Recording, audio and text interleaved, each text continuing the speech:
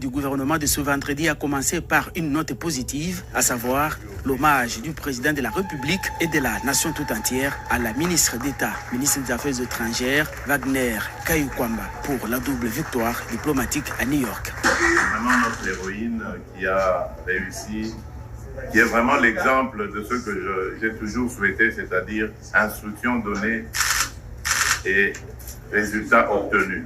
Voilà. Madame la ministre, au nom de la République du peuple congolais, je tiens vraiment à vous féliciter et vous remercier aussi pour tous ces efforts. Je sais que le combat continue, mais l'histoire retiendra que vous êtes une vraie héroïne, que vous avez vraiment accompli un grand travail dans ce combat injuste que vous êtes engagé. Encore une fois, merci et que Dieu vous garde et vous bénisse.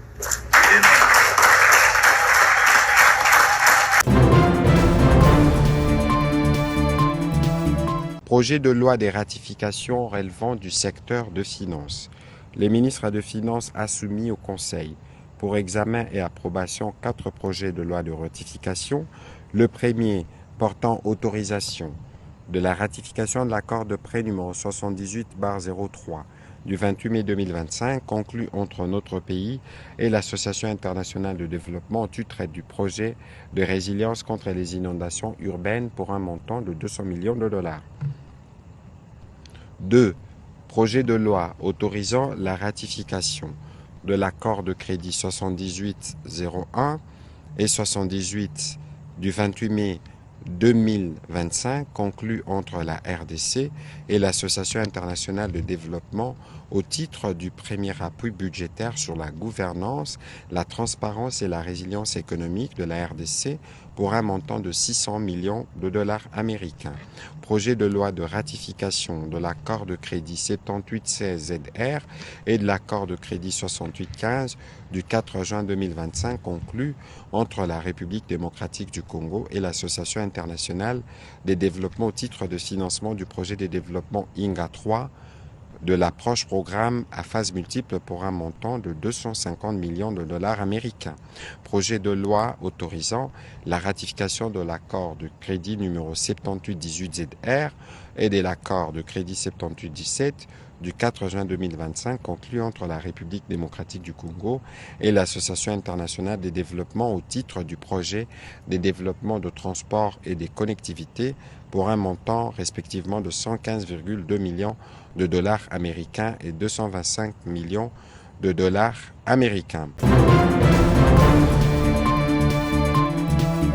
À Kananga, au Kasaï central, la journée du 1er juin a commencé sous les signes de la célébration.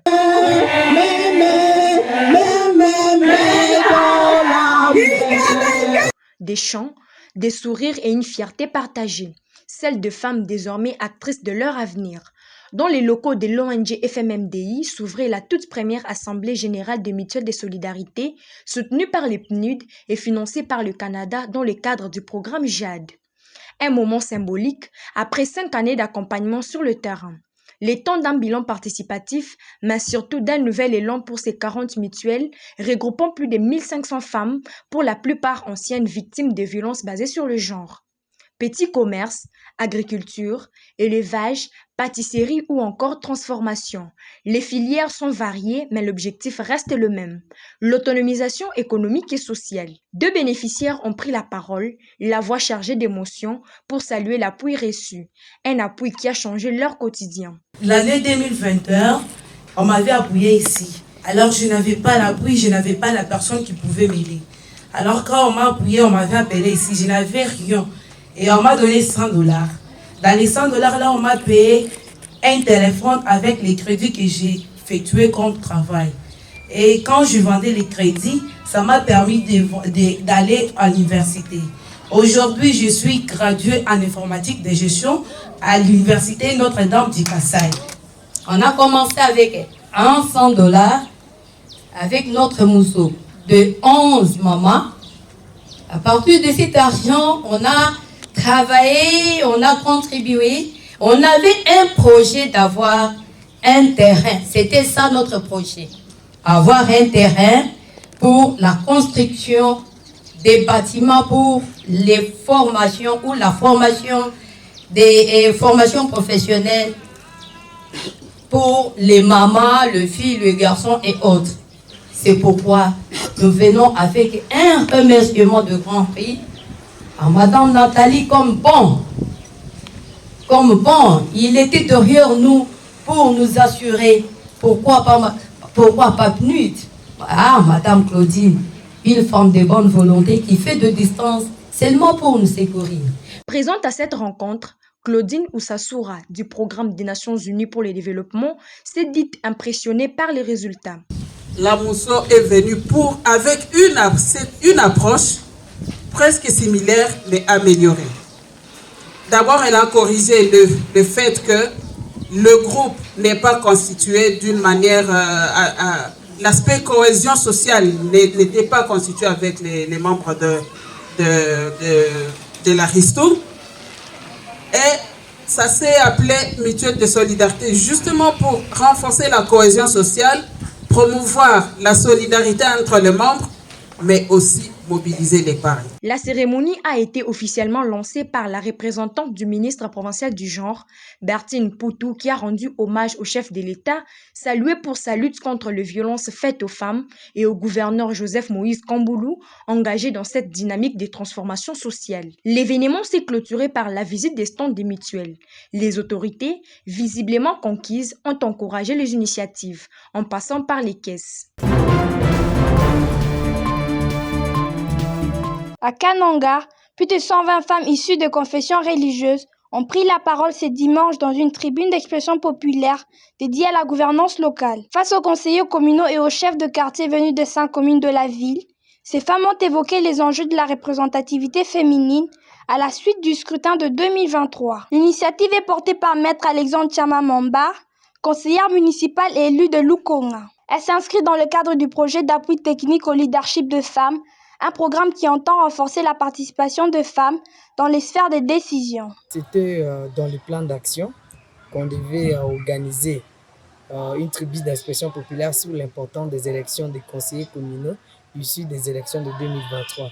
Il a fallu que les femmes jeunes de l'église orthodoxe du Kasaï central puissent s'exprimer face à cette situation et comment ils perçoivent cette idée, comment ils prennent en compte les élections des conseillers municipaux, comment les conseillers municipaux travaillent sur le terrain et comment elles peuvent aussi rejoindre cette élite des conseils communaux en 2028 lors du prochain électorat. C'est comme ça que nous avons discuté avec eux. Au cœur des échanges, la transparence électorale, l'engagement citoyen et la nécessité d'une gouvernance locale plus inclusive. Cette tribune populaire a permis de rapprocher les élus locaux, femmes leaders communautaires et les autorités de proximité autour d'un objectif commun. Construire une gouvernance fondée sur l'écoute, l'équité et la collaboration. Les conseillers municipaux ont de leur côté réaffirmé leur volonté de travailler en synergie avec les communautés pour renforcer la démocratie locale.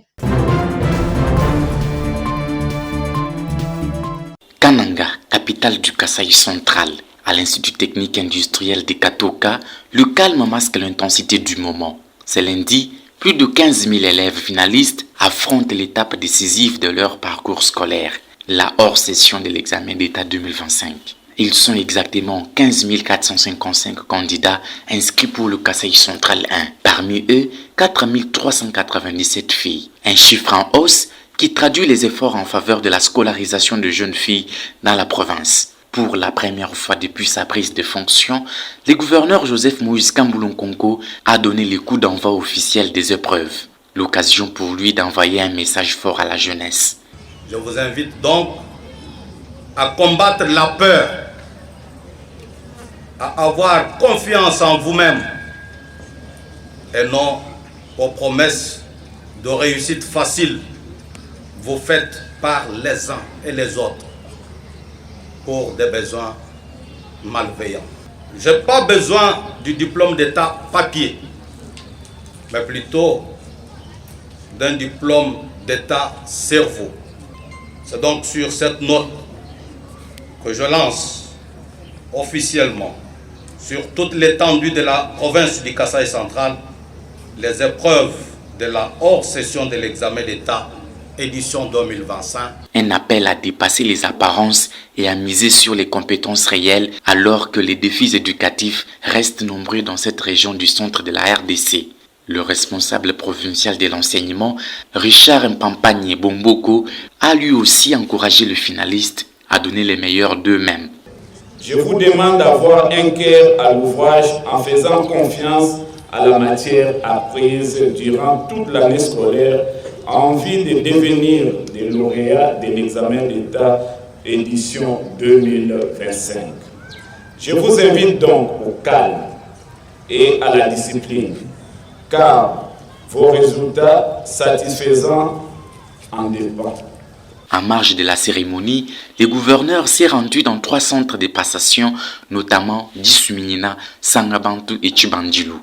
3 sur le 62 centres disséminés à travers la province. Un rituel national qui se répète chaque année. Mais pour ces jeunes Kassaïens, l'enjeu est unique. Il scelle la fin d'un cycle et peut-être les débuts d'un avenir.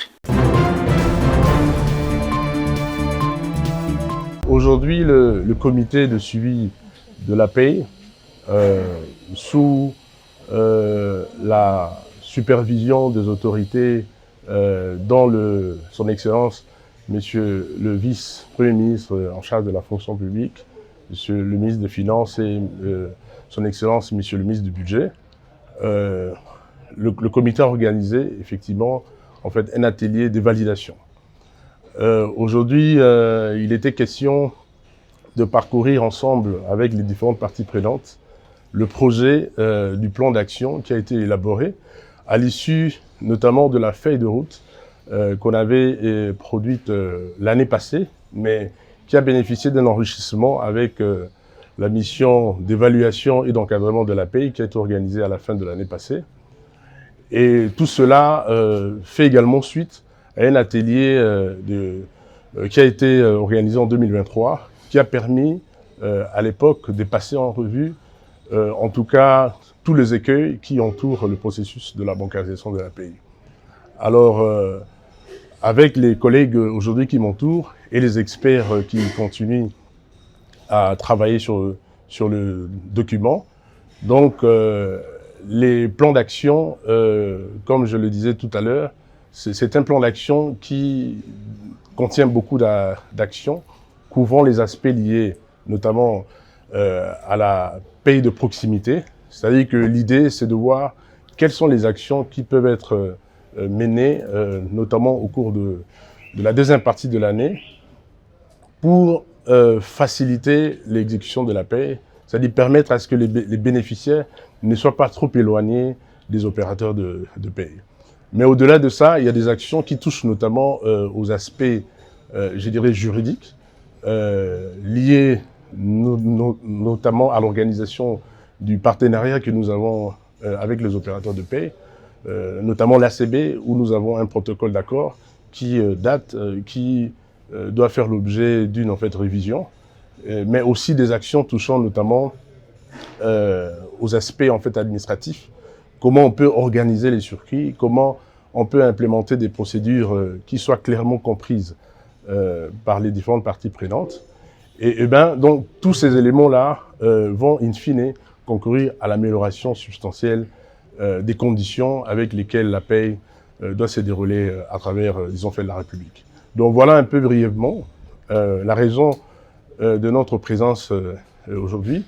Mais j'aimerais également signaler qu'à l'issue de cette validation qui est au niveau technique, le document sera soumis pour obtenir un cutis au niveau des autorités de supervision afin de nous permettre de lancer très rapidement de la mise en œuvre de cet outil de travail qui va nous permettre d'assurer un pilotage assez éclairé du processus de l'exécution de la paie des agents et fonctionnaires de l'État.